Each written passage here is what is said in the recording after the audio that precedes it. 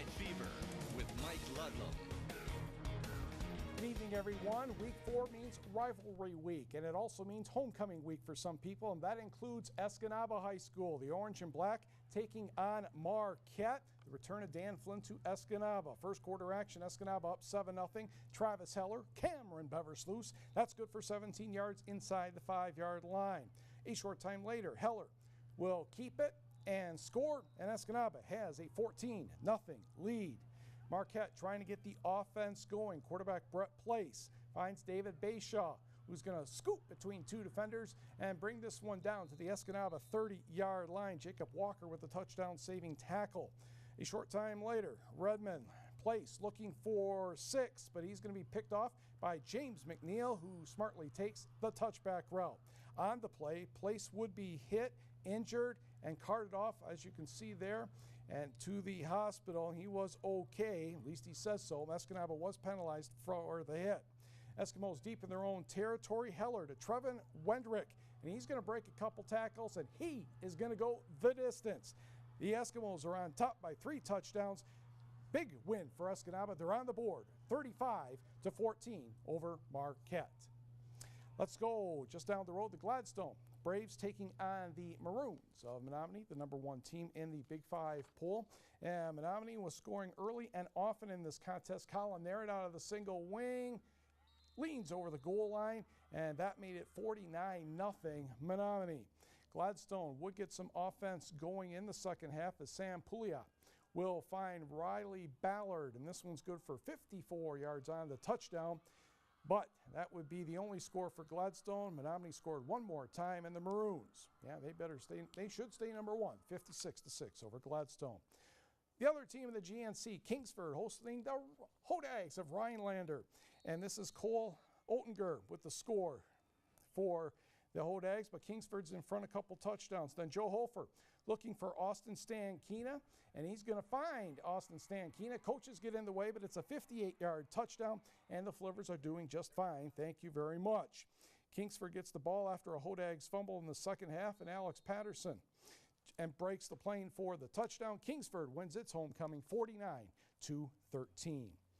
Couple scores to pass along. Big victory for Bark River Harris. Al Stenberg, his first win as Broncos coach, 34-6 over Gwinn. And West Iron County polishes off Ironwood 49-0. Back to the video. Let's go to Ishpeming, where the Hematites are taking on the Westwood Patriots. First quarter action, Alex Briones to Bobby Zulke, and he's going to break down the far side. This is good for 20 yards down to the Patriots' 5-yard line. On the next play, Mr. Briones will take care of business himself, and the 2-point conversion was no good. A sack by the Patriots defense, 6-0 Ishpeming. Second quarter action, Bobby Zulke's going to get the touchdown here as he's going to follow his blocks very nicely and jog into the end zone. 2-point conversion was good, and the Hematites continue their undefeated season with a 36-8 victory over 41-6, that's right. It's the next game I have to talk, no, 36-8. I got the numbers switched, but you'll figure it out. Second quarter for Iron Mountain and Negaunee. That is Zach Harsela with a 6-yard touchdown, and Negaunee has a 36-0 lead. Iron Mountain's David Mielkarek will gain a couple yards here as the Mountaineers try to get some offense going before the half. But a short time later, they do not connect on the handoff, and Ian Myatt recovers, and Negaunee would go on to win this one very easily by the count of 36-8. Let's go to Norway. Knights and Manistee in a wild one tonight down at Ronberg Field. Knights strike first to open the game. Quarterback Taylor Benetti to Garrett Benetti. That's good for 20 yards and a touchdown. We like it when they match their jersey number. But the Emeralds answer a little bit later in the first half. Tyler Kangas, the Emeralds' pretty darn good quarterback, is looking for the Big Bay Donut connection with Cole Putvin, and Cole will make the catch, and that puts the Emeralds on the board. These two teams would trade punches all the way down. It came down to the final play, and it worked out for Norway, and the Knights get the victory 36-34. Back to the scoreboard, the Little Five members had a couple of easy victories tonight. North Central, #3 in the poll, 52-8 over Baraga. #1, Forest Park takes care of Ontonagon, 53-0. #2, North Dickinson over Stevenson, 27-6. And Austin Kelto, the touchdown and the extra point with less than 2 minutes to go. The Axe goes to Munising, 28-27. To the Copper Country we go. Houghton and Calumet, and for Calumet, that's Tyler Locust, number 14, just sneaking over the goal line on a first quarter run to give the Copper Kings an 8-0 lead. They increased that to 14-0. Then in the second quarter, Ben Calare will find Sam Bethencourt with the touchdown pass, and that brought the Gremlins within striking distance. In the third quarter, tied at 14, Calare will find Bradley Ward behind the secondary. He crosses the goal line. That's your game-winning score right there. The Gremlins beat Calumet for the first time since 2001, 20-14. Hop in the car, sort of. Let's go to McAfee Field in Hancock, the Bulldogs and the Lance Purple Hornets, and that is Riley Engman with the touchdown there for Hancock late in the first quarter. Then Lance's Jacob Ostermeyer is picked off by Tanner Curley, and he's going to run it back to the 27-yard line. We move into quarter number 2, and the Bulldogs are knocking again. Engman, yes, he gets in the end zone.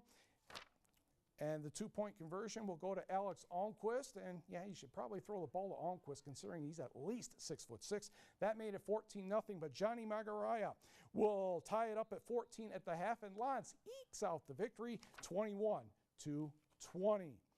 Let's go to St. Ignace, where our friends at WPBN were helping us out tonight with the Saints and Indian River Inland Lakes. Kyle Winkleman catches the pass from Tyler Snyder, and he's going to go the distance, get St. Ignace on the board.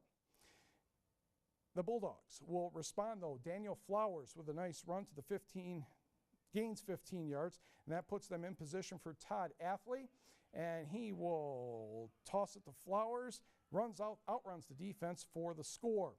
Gage Kresge will now be the quarterback for St. Ignace, and he is going to find Jimmy Swanson down the field, and he will almost get into the end zone. The Saints will take care of business, and they went on to win 39-28. Also on the scoreboard, Rudyard's on the board, a 41-0 win over Pelston. Pickford, a forfeit victory over Sioux White Pine. In 8-man football, Cedarville 42, Engadine 16, Rapid River 48, Brimley 6. And we will be right back with the first game at home for the Marquette Royals hockey team. The Marquette Royals make their debut for hockey at Lakeview Arena. Let's go there right now. They were taking on the Fort Wayne Federals. Yes, a ceremonial first puck, and that would be taken care of by Marquette Mayor Johnny DePietro. First period action, Marquette pleasing the home crowd by scoring early and often off the rebound. Tanner Doty with his first of 2 on the night, and Marquette has an early 1-0 lead. Coaching staff has to be pleased with that. Still in the first period, for Marquette, Jeff Salzbrunn to Blake Jorenby. Yep, that was a nasty one to try and tape that one. 2-0 Marquette. Scott Victor's going to score top shelf 26 seconds later. Bryce Leaf made enough saves over 30 to give Marquette the victory. 6-4 they play again Saturday night at 7:30.